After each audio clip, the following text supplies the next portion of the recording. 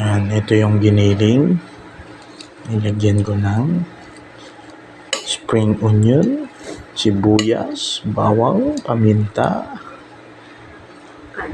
carrots, magic sarap para masarap.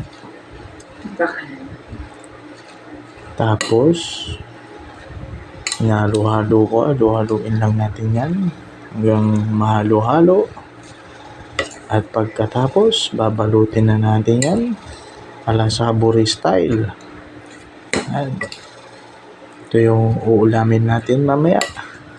Tapos, magpapakbet tayo. Yan.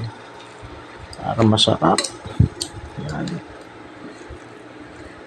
Yan. Okay. Ayos na. Yan.